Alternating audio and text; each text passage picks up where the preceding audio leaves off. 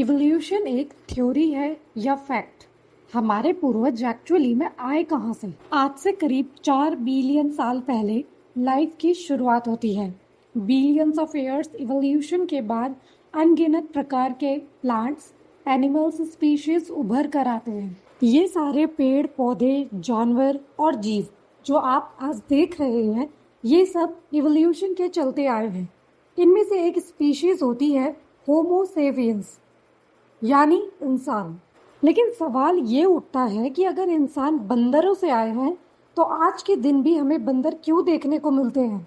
ये सारे बंदर, चिंपांजीज और गोरिल्लाज ये सारे इंसानों में क्यों नहीं कन्वर्ट हुए? ऐसे सवाल बहुत से लोग पूछते हैं। कुछ लोग तो इवोल्यूशन को ही नकार देते हैं। आखिर इस इवोल्यूशन की थ्योरी में कितना सच है? आइए आज की इस वीडियो में इवोल्यूशन का फंडा समझते हैं। नमस्कार दोस्तों, मैं गिन्नी ढोंडियाल। आज के इस वीडियो को शुरू करते हैं। चलिए सबसे पहले सबसे बड़े मिसकंसेप्शन को क्लियर करते हैं। देखिए, इवोल्यूशन की थ्योरी ऐसा कभी नहीं बोलती है कि बंदर इंसान बन गए, बल्कि ये कहा जाता है कि सारे चिंपांजीज, गोरिल्लाज, बंदर और इंसानों के पूर्वज एक ही थे और वो पूर्वज आज के दिन जिंदा नहीं है। अब आप बोलोगे कि हमारे पूर्वज में से कुछ इंसान बने, कुछ गोरिल्ला, कुछ चिंपांजीज, ऐसा क्यों हुआ? इसका जवाब ये है कि साल 1859 में चार्ल्स डार्विन ने अपनी ऐतिहासिक किताब लिखी थी on the origin of species. इस किताब में उन्होंने थ्योरी ऑफ नेचुरल सिलेक्शन की बात करी थी। इसका फंडा बड़ा सिंपल है। जब भी रिप्रोडक्शन होता है इंसानों में, जानवरों में, पेड़ पौधों में, जीन्स जो है वो एक से दूसरे में जाते हैं। हमारे जीन्स बच्चों में पास ऑन होती है और जब ये होता है जीन्स में म्यूटेशन देखने को मिलती है। थोड़े बहुत बदलाव आ जाते हैं जीन्स में, कुछ वेरिएशंस देखने को मिलते हैं और ये वेरिएशंस अक्सर आगे आने वाली पीढ़ियों में भी इनहेरिट करी जाती है। ये वेरिएशन कभी फायदेमंद होती है तो कभी नुकसानदायक, कुछ सरवाइव कर जाती है तो कुछ डाई आउट हो जाती है। इसी प्रोसेस को नेचुरल सिलेक्शन बोलते हैं। फॉर एग्जाम्पल, मान लो एक मेंढक है जो ब्राउन कलर का है, जंगल में रहता है, उसके 5 बच्चे होते हैं। 5 में से 4 ब्राउन कलर के होते हैं और एक ग्रीन कलर का हो जाता है।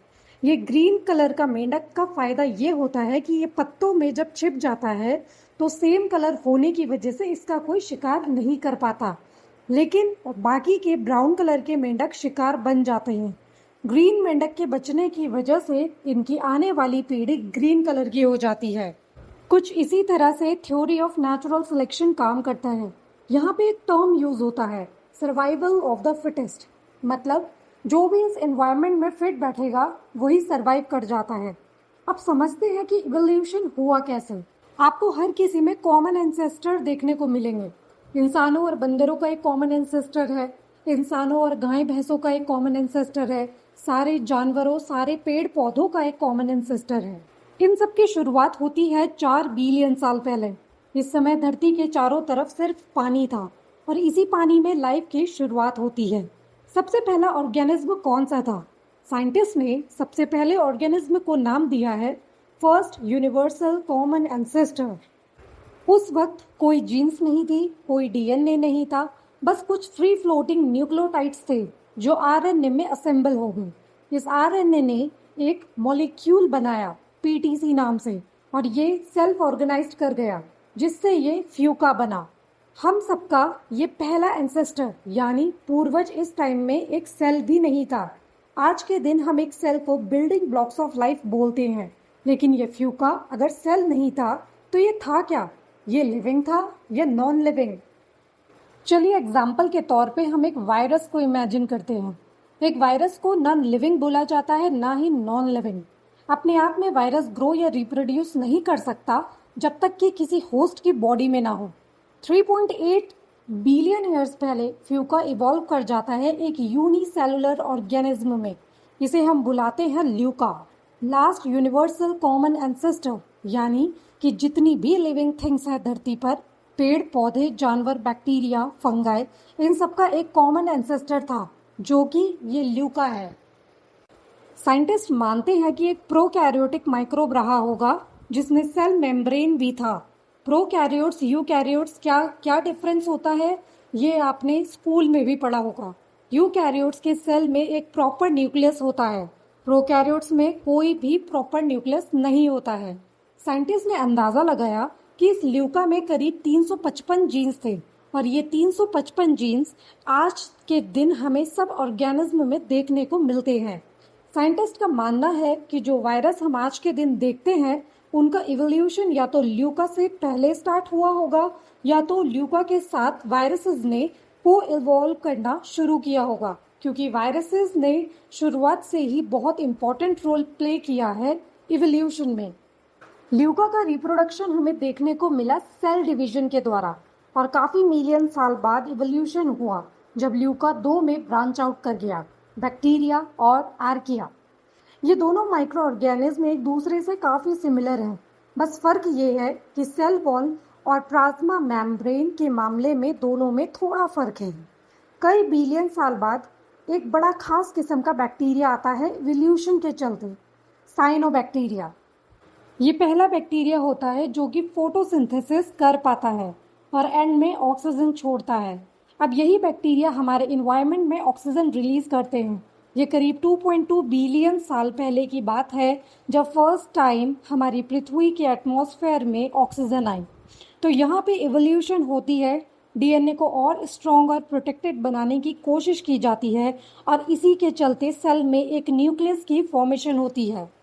सेल की एक जगह पर डीएनए को रखा जाता है ताकि उसे प्रोटेक्ट किया जा सके। मिलियंस ऑफ ईयर्स बाद न्यूक्लियस के बाहर के एरिया साइटोप्लाज्म, वहाँ पे भी इवोल्यूशन होता है। कुछ टाइप का साइनोबैक्टीरिया क्लोरोप्लास्ट में बदल जाता है। यही वजह है कि सारे पेड़ पौधे आज के दिन फोटोसिंथेसिस कर पाते हैं। अब जब पेड़ पौधे जन्म लेते हैं और ऑक्सीजन की मात्रा भरपूर होती है तो शुरुआत होती है एरोबिक रेस्पिरेशन की। एक बैक्टीरिया आर्किया के अंदर डेवलप होना शुरू होता है और यहाँ जन्म होता है माइटोकॉन्ड्रिया का, जिसे हम पावर हाउस ऑफ सेल बोलते हैं, सारे यूकैरियोट्स का बहुत ही इंपॉर्टेंट एलिमेंट। आगे ये यूकैरियोट्स 3 ब्रांचेस में स्प्लिट होते हैं, एनिमल किंगडम, फंगाई किंगडम और एल्गी किंगडम। एल्गी किंगडम को प्रोटिस्टा भी बोलते हैं। यहीं से लाइफ का एक ट्री बनना शुरू होता है। पहली 3 ब्रांच है बैक्टीरिया, यूकैरिया और आर्किया। फिर यूकैरिया के ब्रांचेस निकलते हैं प्लांट्स, फंगाई, एल्गी। देखिए आज के दिन हमारी बॉडी के जो सेल्स हैं उसमें सिर्फ 43% इंसानों के सेल्स हैं, बाकी बैक्टीरिया, वायरस सेल्स, फंगाई और आर्की के सेल्स हैं। करीब 555 मिलियन साल पहले हमें एक कॉमन एंसेस्टर देखने को मिलता है सारे जानवरों का, जिसका नाम है इकारिया वारूटिया। ये एक बायलेटरल वॉर्म था। बायलेटरल का मतलब सिमेट्री होता है, सब जानवर बायलेटरल होते हैं। फिर डेवलपमेंट शुरू होती है वर्टिब्रेट्स की, यानी एक स्पाइन की। सारे फिशेस, रेप्टाइल्स और मैमल्स को वर्टिब्रेट्स बोलते हैं क्योंकि इनमें रीढ़ की हड्डी होती है।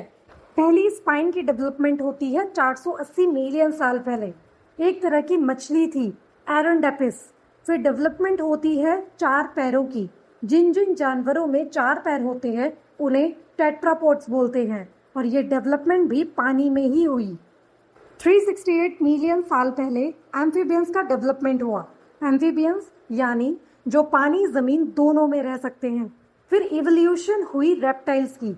इस ब्रांच से आगे चलकर डायनासोर्स बनते हैं। फिर इवोल्यूशन होता है मैमल्स का। मैमल्स की 3 ब्रांचेस होती है, मोनोट्रीम्स, प्लासेंटल्स और मार्सुपियल्स। मोनोट्रीम्स वो मैमल्स होते हैं जो अंडे देते हैं। प्लासेंटल वो मैमल्स होते हैं जिनकी माँ के यूट्रस में बच्चा बड़ा होता है, जैसे कि इंसान। और मार्सुपियल्स वो मैमल्स होते हैं जिनकी माँ के पाउच में बच्चा बड़ा होता है, जैसे कि कैंगरू।